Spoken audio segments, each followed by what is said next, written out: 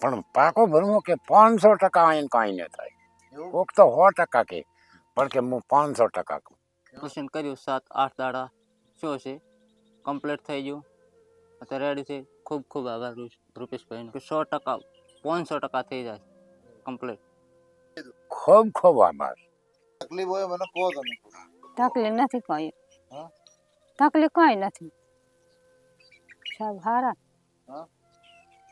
હારા તો બાપડે કર્યું. ચલો